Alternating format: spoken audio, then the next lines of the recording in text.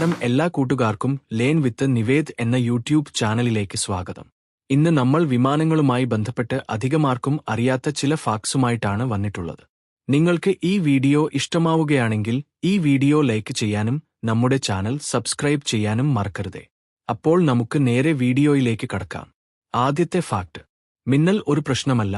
ഒരു വാണിജ്യ വിമാനത്തിൽ വർഷത്തിൽ ശരാശരി ഒരു തവണയെങ്കിലും മിന്നൽ ഏൽക്കാറുണ്ട്. എങ്കിലും ആധുനിക വിമാനങ്ങൾ മിന്നലിനെ സുരക്ഷിതമായി കടത്തിവിടാനും നാശനഷ്ടങ്ങൾ ഒഴിവാക്കാനും രൂപകൽപ്പന ചെയ്തതാണ്.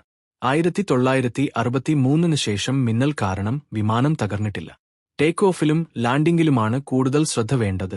വിമാനാപകടങ്ങളിൽ 80% സംഭവിക്കുന്നത് ടേക്ക് ഓഫ് ചെയ്ത ശേഷമുള്ള ആദ്യത്തെ 3 മിനിറ്റിനുള്ളിലും ലാൻഡിംഗിന് മുൻപുള്ള അവസാനത്തെ 8 മിനിറ്റിനുള്ളിലുമാണ്. ബ്ലാക്ക് ബോക്സ് കറുപ്പല്ല. ഫ്ലൈറ്റ് ഡാറ്റയും കോക്പിറ്റ് സംഭാഷണങ്ങളും രേഖപ്പെടുത്തുന്ന ബ്ലാക്ക് ബോക്സ് അഥവാ ഫ്ലൈറ്റ് റെക്കോർഡർ യഥാർത്ഥത്തിൽ തിളക്കമുള്ള ഓറഞ്ച് നിറമാണ്. അപകടമുണ്ടായാൽ എളുപ്പത്തിൽ കണ്ടെത്താനായാണ് ഈ നിറം നൽകിയിരിക്കുന്നത്. പൈലറ്റുമാർക്ക് ഒരേ ഭക്ഷണം കഴിക്കാൻ കഴിയില്ല. പല എയർലൈനുകളിലും 2 പൈലറ്റുമാരും ഒരേ ഭക്ഷണം കഴിക്കുന്നത് ഒഴിവാക്കാൻ നിയമങ്ങളുണ്ട്.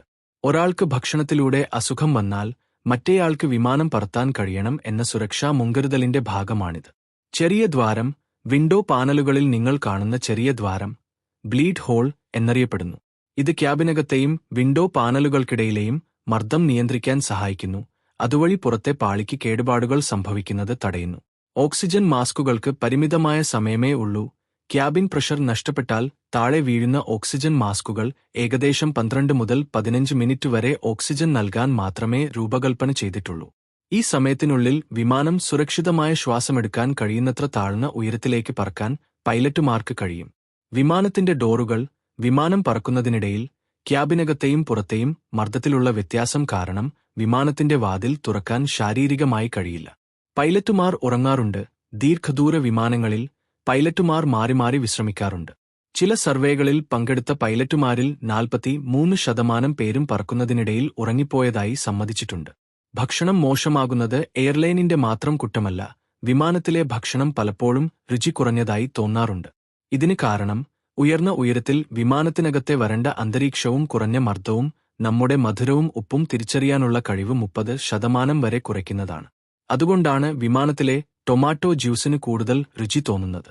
എഞ്ചിനുകൾ പ്രവർത്തനരഹിതമായാലും വിമാനം താഴെ വീഴില്ല.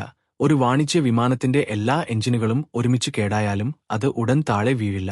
വിമാനങ്ങൾ വളരെ ദൂരം ഗ്ലൈഡ് ചെയ്യാൻ കഴിവുള്ളവയാണ്. സുരക്ഷിതമായി ലാൻഡ് ചെയ്യാൻ ആവശ്യമായത്ര സമയം ഇത് പൈലറ്റുമാർക്ക് നൽകും.